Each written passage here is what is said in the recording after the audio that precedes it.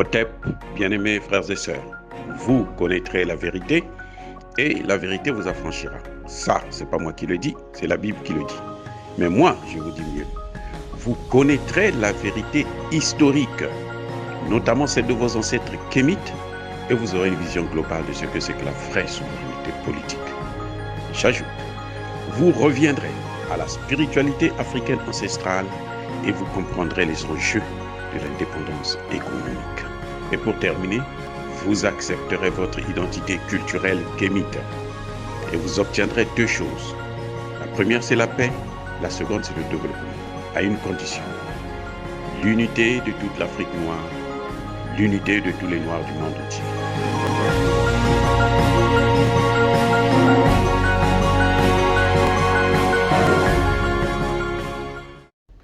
Otep à tous, bienvenue sur la chaîne des panafricanistes par essence, par conviction et par excellence.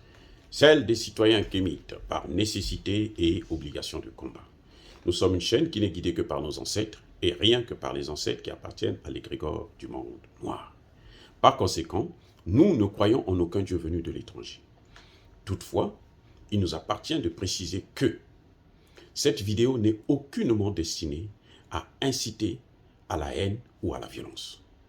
Nous menons un combat politique, géopolitique et géostratégique contre l'impérialisme, le colonialisme, le néocolonialisme et l'endocoloniat sur la base des principes de la MAD, vérité, justice.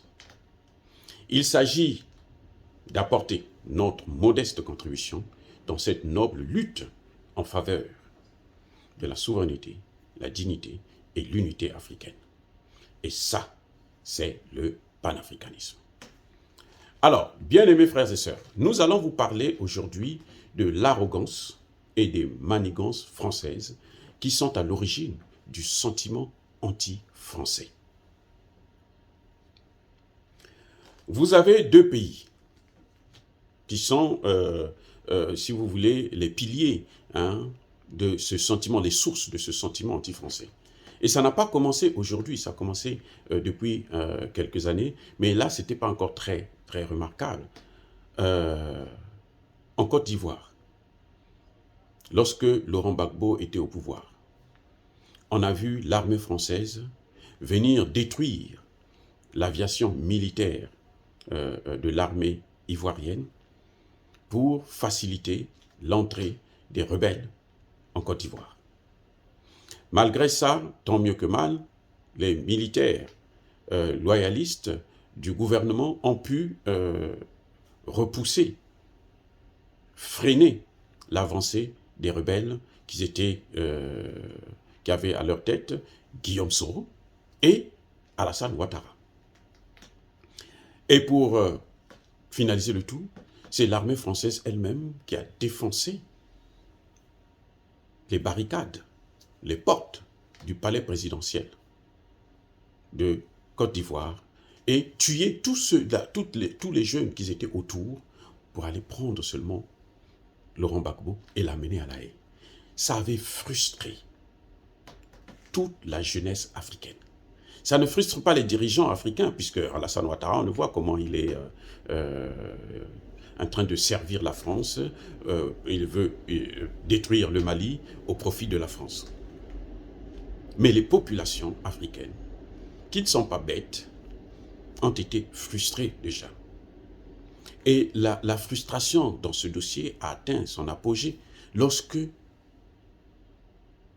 la Cour pénale internationale a reconnu que Gbagbo n'était pour rien. Donc on a tué tout ce monde-là pour rien. Que Gbagbo n'a pas commis de crime. C'est ça le grand problème que nous avons. L'arrogance, les manigances de la France. On le voit encore au Mali. La France est venue, on l'a accueilli en 2013, au point où François Hollande dit « ça c'est le plus beau jour de ma vie politique ». Ce n'est pas en France qu'il a vu, c'est en Afrique, parce qu'on l'a accueilli. Ce jour-là, tous les enfants qui naissaient, les garçons, prenaient le nom François Hollande. C'était en cascade, parce qu'on les avait ouverts nos bras. on les avait accueillis. C'était la sincérité. Et parce qu'on croyait que la France aussi allait être sincère avec nous. On a oublié que la France nous avait pris en esclavage, nous avait colonisé, ainsi de suite. On avait oublié ça, nous. Et nous avons encore ouvert les bras à la France. Les Français eux-mêmes ont amené, sont venus prendre nos frères, nos ancêtres, pour les amener en 1945, sauver la France. Et après, ils les ont fusillés en masse. Ceux qui ont pu échapper à cette fusillade, ils n'ont jamais reçu leur dû. Ils n'ont jamais eu de pension. Voilà comment la France nous a toujours récompensés. Mais ça reste dans les annales de l'histoire. Ce genre de situation de manigance. Et c'est ça qui crée le sentiment anti-français. Parce que plus on accumule, plus on... Pourquoi? Mais l'Angleterre a été aussi une grande colonie. Hein, un pays colonisateur, j'allais dire. L'Angleterre a colonisé le Nigeria, le grand Nigeria aujourd'hui, le Ghana, ainsi de suite. Mais l'Angleterre ne se comporte pas de la même façon que la France se comporte avec ces pays, les pays francophones. Pourquoi il y a le sentiment anti-français? Il n'y a pas le sentiment anti-américain comme... non. Pourquoi il n'y a pas le sentiment anti-allemand?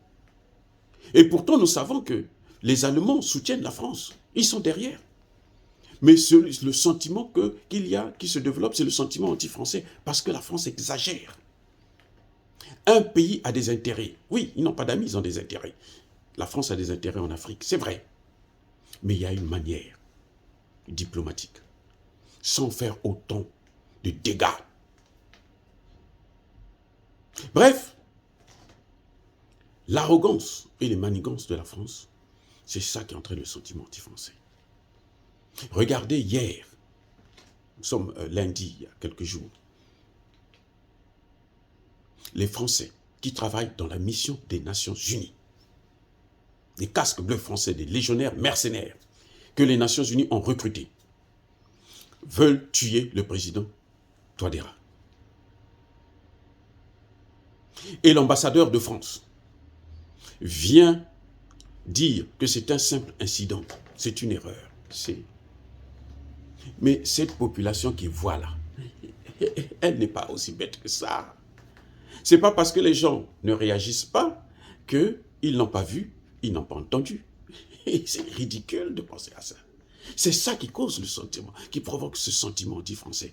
Et depuis qu'il y a eu cet attentat-là, les gens demandent le départ de la France. Ils veulent se séparer avec la France. Ils veulent le départ des Nations Unies. Et tout le monde se souvient que Bozizé, ce sont les mêmes Français qui l'avaient enlevé du pouvoir. Et ce sont les mêmes Français qui l'ont pris, qui l'ont ramené au pouvoir pour venir faire, qui voulaient le ramener au pouvoir à travers cette rébellion. On le voit au Mali, bien-aimés frères et sœurs. Comment la France, on lui demande un soutien logistique, plutôt un soutien aérien, et puis dans le cadre du renseignement. Non, monsieur s'amène avec 4 000 hommes au sol, 5 000 hommes au sol, pour venir envahir le Mali et diviser le Mali. Mais vous croyez que cette population est aveugle?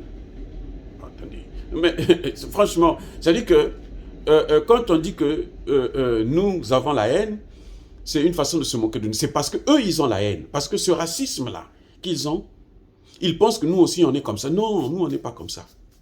On l'a prouvé à plusieurs reprises. Je venais de parler de François Hollande qui a été accueilli comme un demi-dieu en Afrique, au Mali, là. Comment expliquez-vous que 9 ans après, ce sont les mêmes Africains qui disent non, partez. Il y en a marre, vous exagérez. Les manigances et l'arrogance de la France. Quand le Mali demande à ce qu'on puisse réviser les accords de défense, la France répond, non, je prends mes soldats, je les mets à côté, et puis on va continuer à vous nuire. Voilà l'arrogance. Ils ne veulent pas reconnaître que non, on s'est mal comporté, maintenant on va commencer à changer de comportement. L'arrogance, les manigances. Ils passent tout leur temps à fomenter des coups d'État en Afrique. la conversation Ouattara-Boubou Cissé, ce sont les Français qui sont derrière parce qu'ils veulent servir, ils veulent faire plaisir à la France. L'arrogance, les manigances de la France. Or, dire cela, c'est inciter à la haine ou à la violence. Non, ce n'est pas notre objectif. Nous sommes des partisans de la non-violence. Ya Bakolère V, ya Malembe, j'ai dit.